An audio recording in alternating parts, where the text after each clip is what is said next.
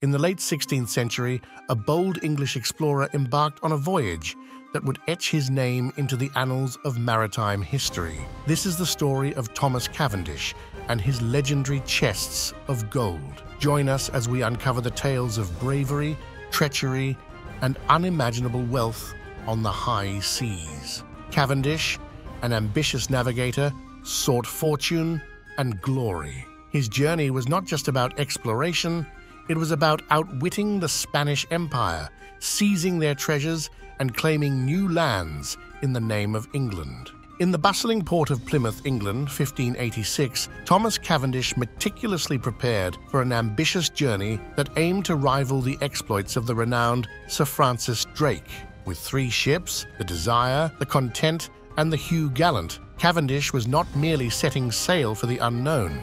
He was launching a bold challenge to Spanish dominance on the high seas. Each vessel was outfitted with the era's most advanced navigational tools, cannons for battle, and provisions for long months at sea. Cavendish understood that success required more than bravery. It demanded rigorous preparation and an unshakable belief in the mission. As the sails unfurled and the ships departed Plymouth, a sense of anticipation and fear gripped the crew. Ahead lay the vast Atlantic, storms, disease, and the formidable Spanish Empire. Yet, the promise of adventure and untold riches fueled their resolve. Cavendish's strategy was clear from the outset. He would navigate the treacherous Strait of Magellan to enter the Pacific Ocean, a feat few had accomplished. There, the Spanish were less vigilant and their treasure galleons vulnerable. The journey to the strait was fraught with peril. The ships battled fierce storms, navigational errors, and the constant threat of mutiny. Supplies dwindled and morale sank as weeks turned into months. Yet, Cavendish's leadership shone brightest in these dark times. With an iron resolve, he quelled dissent, rationed supplies, and inspired his men with visions of the wealth that lay ahead.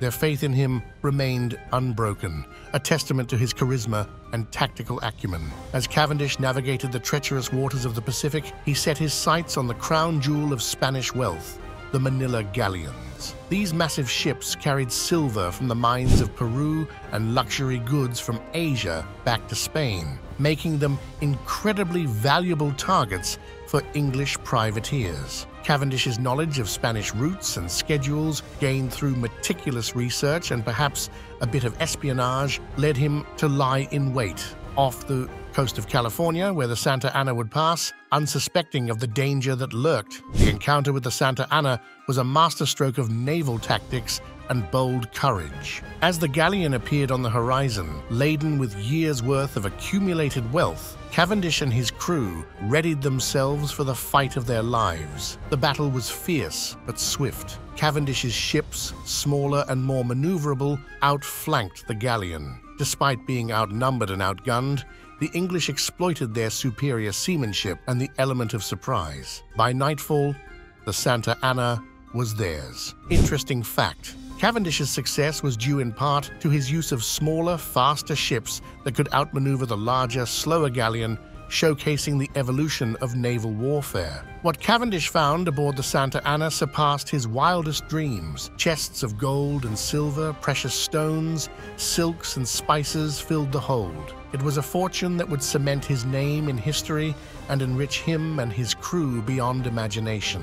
The capture of the Santa Ana not only showcased Cavendish's daring, but also struck a blow against Spanish dominance in the Pacific. The treasure was proof of the vulnerabilities in the empire's sprawling maritime network. Cavendish's triumph was not without consequences. The Spanish, alerted to the threat of English privateers in their Pacific waters, fortified their galleons and patrols. Meanwhile, Cavendish became a celebrated figure upon his return to England, his exploits inspiring future generations of explorers and privateers. The chests of gold captured from the Santa Ana symbolized not just the wealth of the New World, but the shifting balance of power on the high seas. Cavendish's audacity and success marked a new chapter in the ongoing struggle for global dominance. Curiosities and lesser-known facts. Born in 1560 in Trimley, St. Martin's, Suffolk, Thomas Cavendish was not originally destined for a life at sea.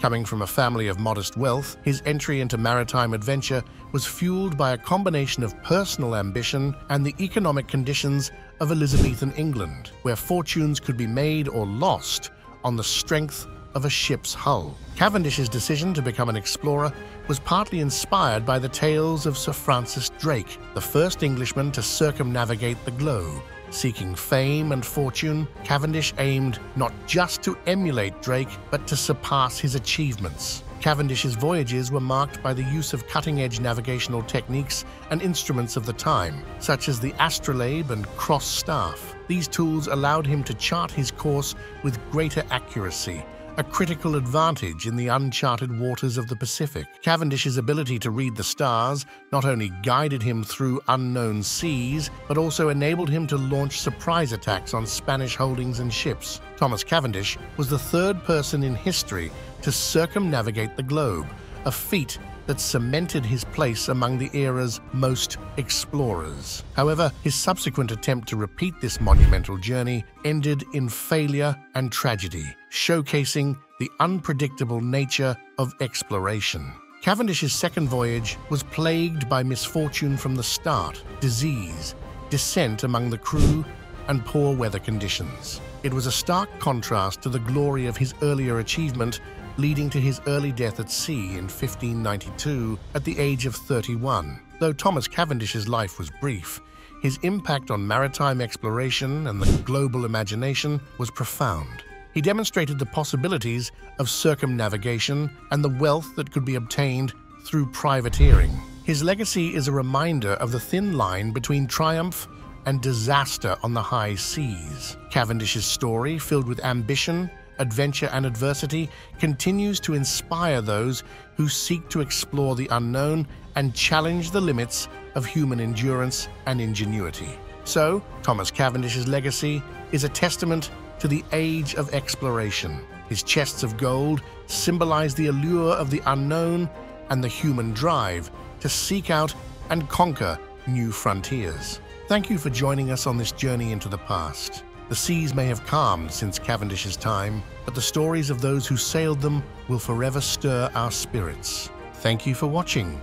Don't forget to click the like button, share with your friends, and comment on the next mystery you would like to watch here.